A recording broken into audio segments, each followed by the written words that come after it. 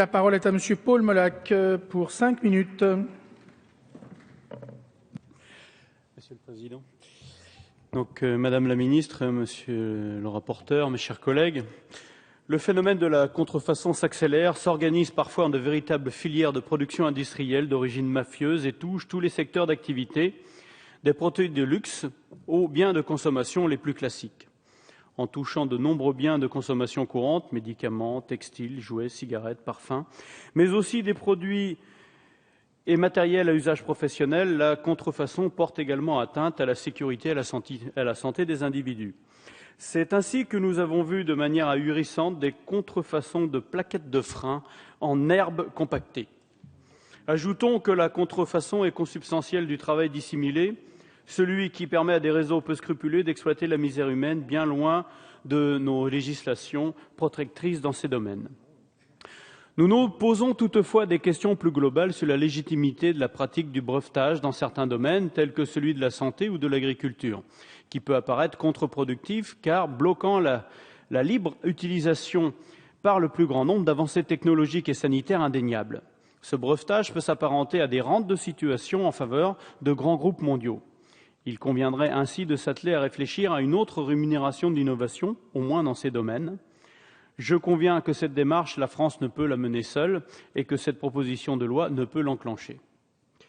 Cette proposition de loi nous vient du Sénat. Elle vise en fait essentiellement à simplifier ou à adapter notre droit sur la contrefaçon à certaines évolutions de la criminalité, à mieux indemniser les victimes et à étendre le pouvoir des douaniers.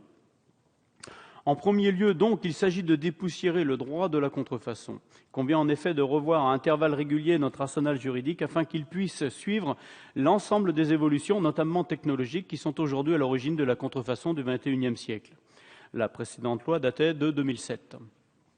Nous souscrivons globalement aux objectifs de cette proposition de loi qui vise à rendre plus efficace la lutte contre la contrefaçon et à en limiter les retombées négatives en France, notamment en termes de destruction d'emplois.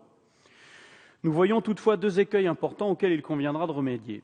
Le premier concerne le fichier automatisé sur les envois de marchandises des prestataires des services postaux et fret express contenu dans l'article 13. Cet article est pour nous problématique. Il crée un nouveau fichier automatisé qui permettrait aux agents des douanes d'avoir accès à l'ensemble des données sur les envois de marchandises des prestataires des services postaux et entreprises de fret express. Pour nous, ce fichier ne se justifie pas. Les risques d'une utilisation en mauvais escient sont importants. Ce fichier peut en effet avoir un caractère disproportionné. 77% des saisies douanières au sein de l'Union européenne portent sur des marchandises transportées par voie maritime, 19% par voie routière, quand moins de 2% le sont par fret express. Ce fichier peut aussi être une menace pour les libertés individuelles. Un certain nombre d'envois de marchandises sont sensibles car relevant de la vie privée des individus. C'est ainsi le cas pour la vente en ligne de médicaments autorisée en France depuis l'an dernier. C'est pourquoi nous avons proposé un amendement visant, outre à supprimer la création de ce fichier, à interdire l'atteinte au secret médical et à prévoir le décret concernant le devenir des données, une fois la durée de conservation dépassée. Le second écueil de cette proposition de loi revêt pour nous une importance cruciale. Il s'agit de la question du brevetage du vivant, qui concerne les semences, mais également les plants, les préparations naturelles et les animaux. Je ne peux rester sans évoquer les velléités de Monsanto de déposer un brevet sur un gène d'une race allemande de porcs rustiques associé à une croissance et prise de poids plus rapide, lui permettant de toucher des royalties lors de toute utilisation de cette race dans des croisements.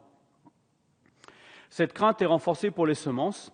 En octobre 2012, j'interpellais le gouvernement par une question orale sur la condamnation par la Cour de justice de l'Union européenne pour concurrence déloyale de l'association Cocopelli, spécialisée dans la préservation et la distribution de variétés anciennes de semences, alors que leur diversité est aujourd'hui en péril.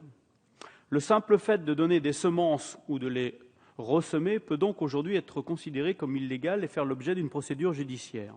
La volonté de certaines entreprises de semences de rentabiliser leur activité de recherche et de développement ne peut se faire au détriment de la liberté des agriculteurs et des jardiniers amateurs, qui ont été les premiers généticiens impliqués de l'histoire, bien avant le moine Mendel et les multinationales d'aujourd'hui.